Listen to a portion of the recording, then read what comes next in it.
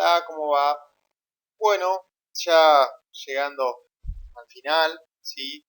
En esta 11ª actividad vamos a ver de esto de qué se trata, ¿no? Las técnicas, bueno, instrumentos de recolección de datos. Bueno, puntualmente vamos a ver de qué se trata esto de armar una encuesta. Entonces, bueno, responde esta actividad a estas cuestiones, ¿no? Que tiene que ver con que, bueno, ¿cómo vamos a hacer? Ya tenemos planteada la hipótesis, ya tenemos planteados los indicadores de las variables de esta hipótesis, ¿no? Que esto lo hicimos en la actividad pasada.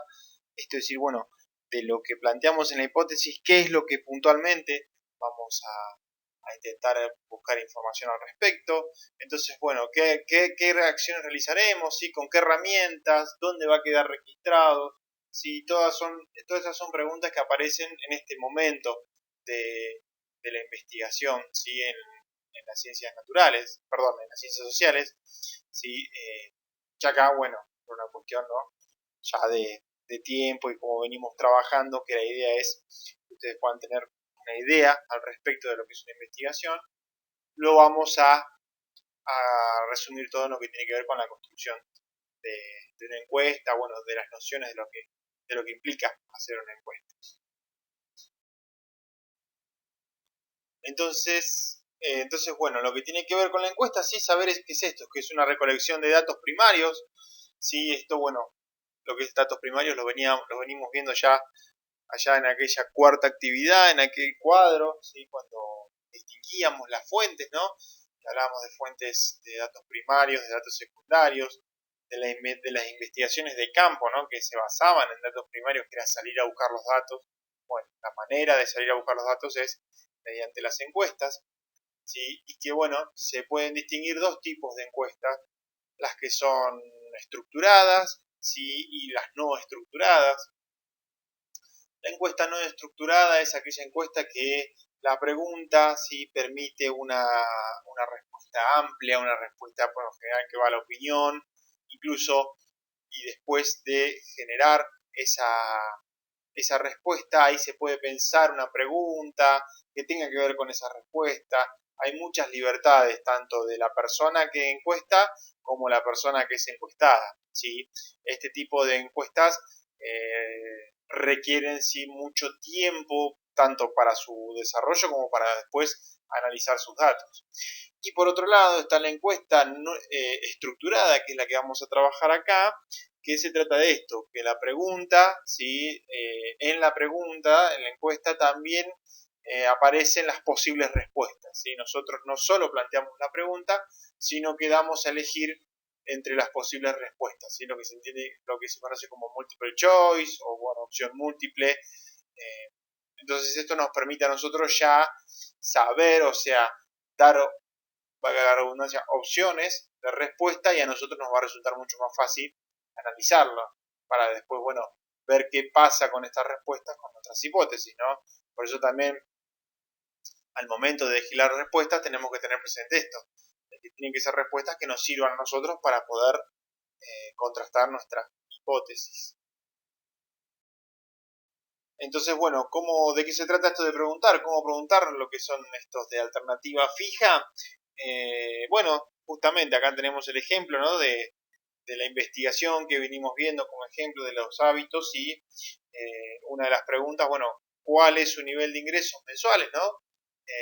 Y ahí están las posibles respuestas, menores de 300, entre 300 y 800, más de 800. Bueno, de esto se trata la construcción, esto es lo que van a tener que hacer ustedes, ¿sí? Plantear una pregunta y hacer las posibles respuestas. No necesariamente, o sea, las respuestas pueden ser también sí, no, o también puede ser una pregunta u otra, o ninguna de las otras dos. O sea, eso ustedes va a depender mucho de la pregunta que hagan, las respuestas posibles, ¿sí? O pueden ser dos, pueden ser tres, ¿sí? O sea, obviamente, como mínimo tienen que ser dos posibilidades, ¿no? Que haya una elección entre las respuestas que el encuestado pueda elegir. Después el hecho de la cuestión de la redacción, ¿sí? Y acá esto es importante, yo acá en estos ejemplos, ¿sí? Cuando decimos no es lo mismo preguntar qué opina sobre la libre interrupción del embarazo que preguntar qué opina del aborto, ¿sí? ¿Qué quiere decir esto? hay una intencionalidad, sí, las palabras están cargadas, hay una emocionalidad, entonces eso puede generar una respuesta, sí, que no es la buscada, que no es la deseada, entonces por eso cuando se redactan las respuestas tienen que estar lo más libres posibles de todo prejuicio, de toda carga emocional, tienen que ser lo más neutra posible, lo más objetivas posible, ¿sí? Lo mismo en el segundo ejemplo, en esto de decir, bueno, no tiene que indicar una posible respuesta a la pregunta, ¿sí? En esto de decir, bueno, no es lo mismo preguntar qué opina del proyecto de prolongación del ciclo lectivo, ¿sí? A preguntar, ¿está de acuerdo con que la prolongación del ciclo lectivo traerá beneficios? ¿Sí? Ahí hay como si quiere una indicación, ¿sí? Una es como que se está guiando a una posible respuesta y esto es lo que hay que evitar al momento de redactarlas a las preguntas de la encuesta. Y entonces, bueno, acá lo que tiene que ver con la operacionalización de los instrumentos, ¿sí? Esto que venimos haciendo en las actividades pasadas. Bueno, hablábamos, si ustedes recuerdan, en la actividad 9 planteamos unas posibles preguntas, ¿sí?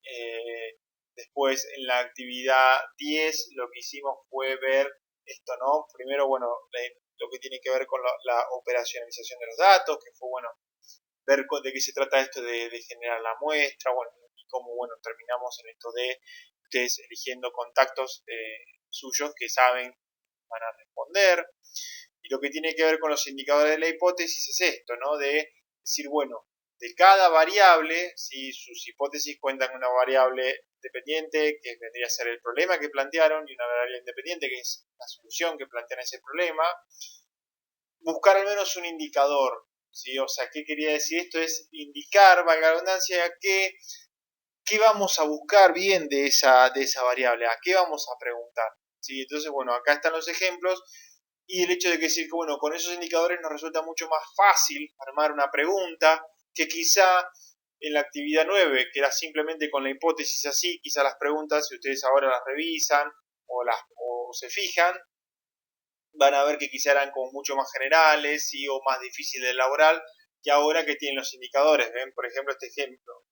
Eh, Hablamos de nivel socioeconómico, ¿sí? Entonces, bueno, ¿qué queremos decir? ¿Qué vamos a preguntar con respecto a nivel socioeconómico?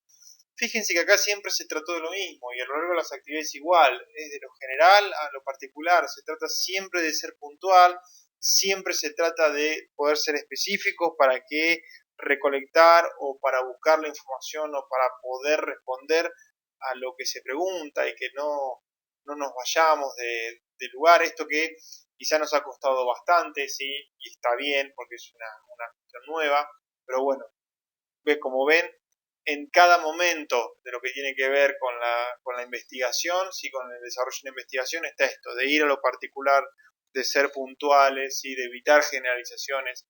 Entonces, por ejemplo, de nivel socioeconómico, bueno, ¿qué vamos a preguntar? Entonces, el indicador puede ser, bueno, el ingreso y la ocupación. Bien, entonces, preguntas sobre el indicador. La pregunta sobre el ingreso podría ser, ¿cuál es su nivel de ingreso mensual promedio? Y ahí estaría con las siguientes. Y la pregunta sobre ocupación, bueno, ¿cuál es su ocupación? Y ahí están las opciones, patrón, socio, empleado, desocupado, ¿sí? Entonces nosotros ahí ya tenemos, si en nuestro, como es el caso del ejemplo de la investigación, una de las variables es que los hábitos alimenticios cambiaron debido a los cambios en el nivel socioeconómico en los últimos 10 años. Bueno, ¿qué vamos a valer de eso? ¿Qué es lo que vamos a nosotros a pensar de lo que es lo que cambió? Y cambiaron los ingresos y la ocupación. Quizá acá también podríamos pensar como nivel socioeconómico la formación, ¿sí?